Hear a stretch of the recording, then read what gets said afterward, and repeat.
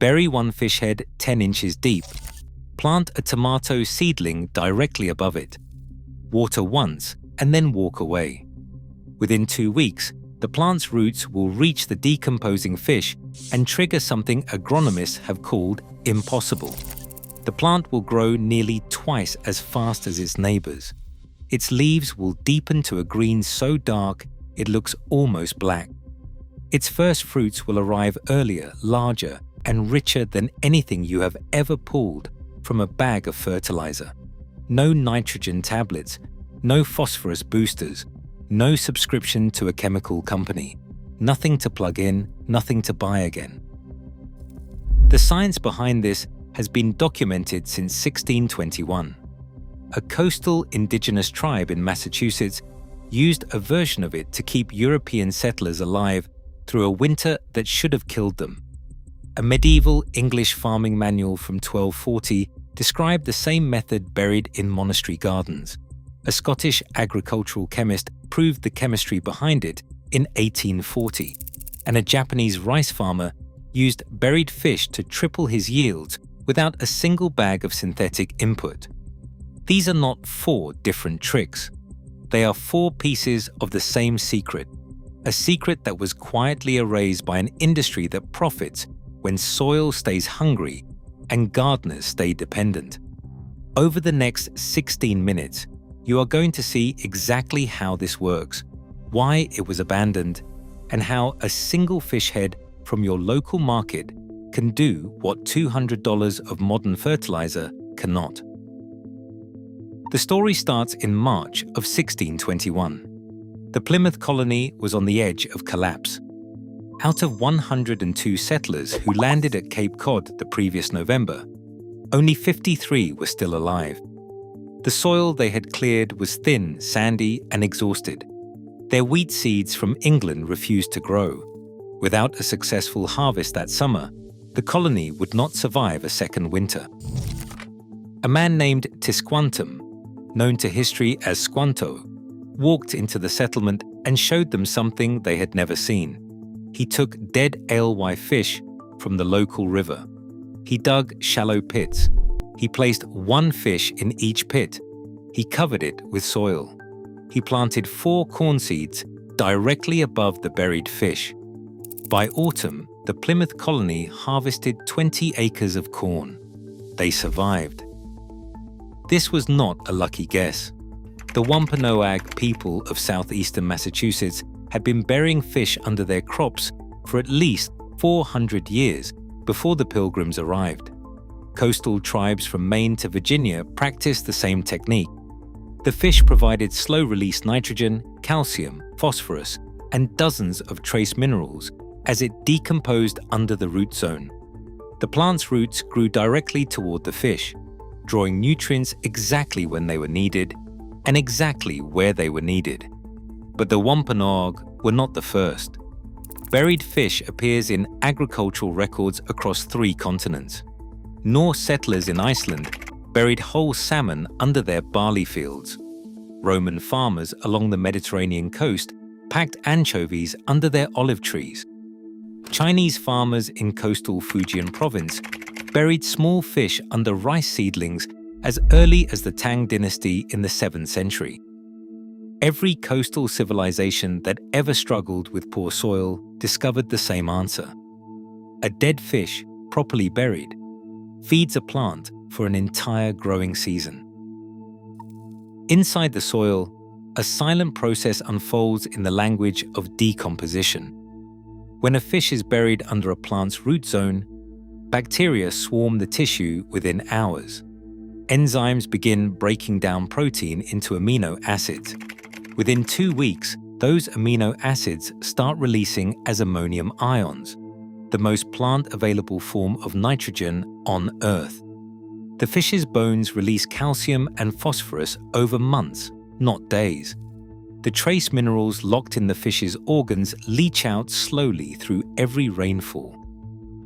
Researchers measuring soil under buried fish have found nitrogen release rates 10 times higher than commercial slow-release fertilizer.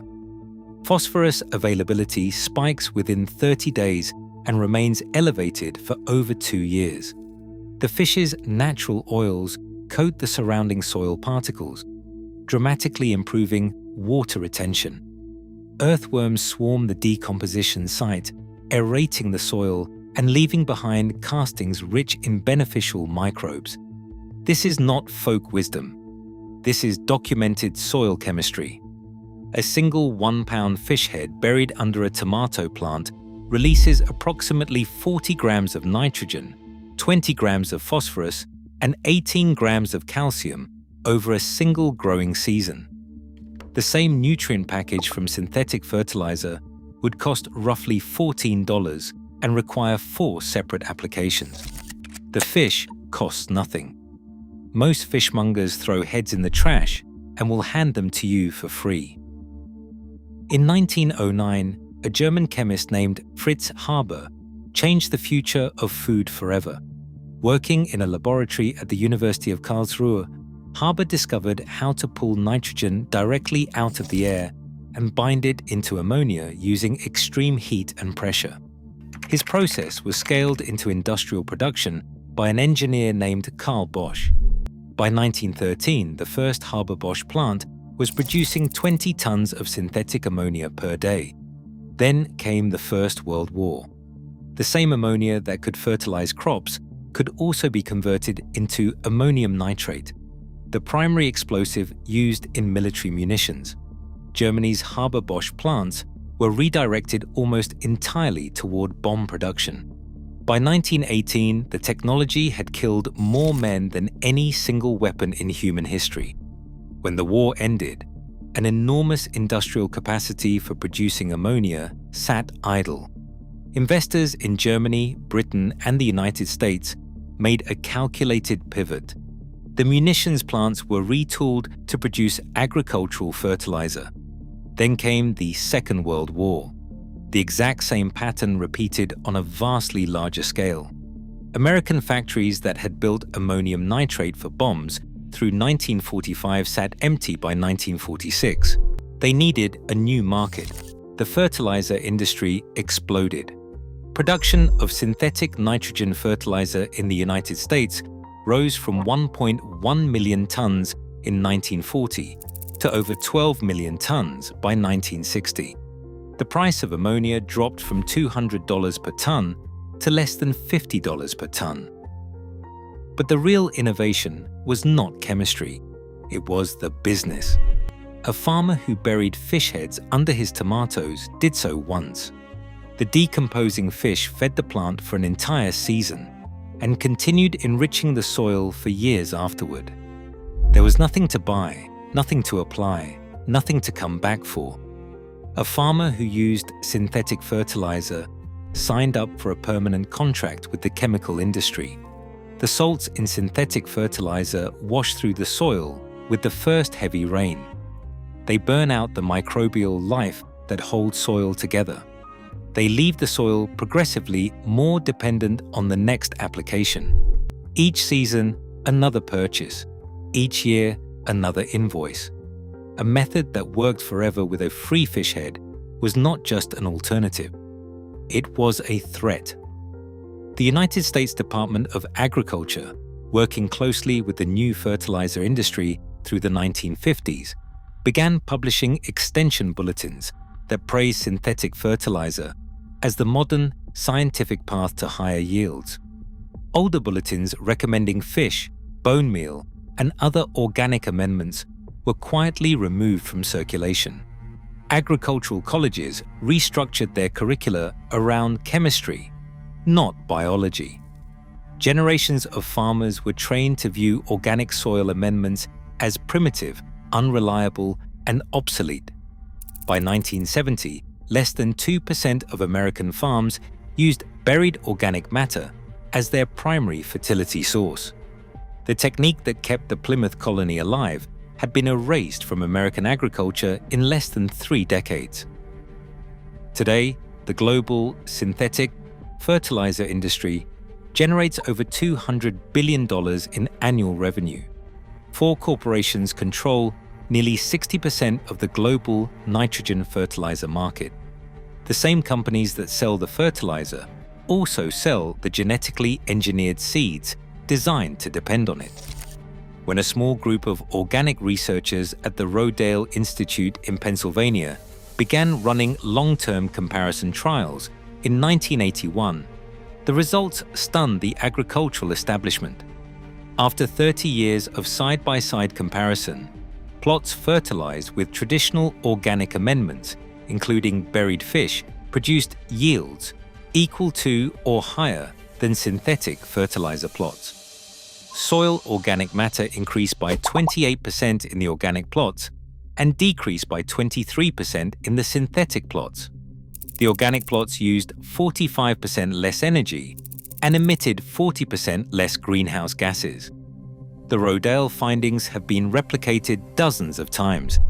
Major agricultural journals have largely ignored them. The method to do this in your own garden is simple. Go to your local fish counter. Ask for fish heads or scraps. Most markets give them away for free. Do not use treated, smoked, or salted fish. Choose whole fresh heads from any non-oily species. Striped bass, snapper, cod, and tilapia all work well. Dig a hole at least 10 inches deep, ideally 12 inches. The depth matters. A fish buried too shallow will attract raccoons, dogs, and flies. Place one fish head per planting hole. For larger plants like tomatoes or squash, use 2 heads, spaced 6 inches apart. Cover the fish with a layer of soil at least 6 inches thick before planting your seedling on top. Plant immediately. Decomposition begins within hours, and the seedling's roots will grow directly toward the nutrient source. Water normally. Do not add any other fertilizer for the first 60 days. The buried fish will overwhelm the seedling if combined with synthetic inputs. One grower in Vermont logged a 60% increase in tomato yield using 1 buried fish head per plant. He kept everything else the same soil, the same seed variety, the same watering schedule. The only variable was the fish. The cost was $0. The labor was 5 extra minutes per plant. Today, global synthetic fertilizer use exceeds 190 million tons per year. Soil organic matter on American farmland has declined by over 50% since 1960. Topsoil is being lost 10 times faster than it can be replaced. As growers search for sustainable answers, the real question is not whether buried fish work. They worked for the Wampanoag for 400 years. They worked for the Plymouth Colony when nothing else would. They work today in any backyard willing to try them. The real question is why a method this simple, this cheap, and this effective was buried alongside the technique itself. When free fertility meets corporate resistance, progress slows for everyone. The harvest of the future depends on what we dare to rediscover. If you found this video useful, hit subscribe and ring the bell. There are more buried secrets coming. One by one, we are going to dig them up. The harvest begins now.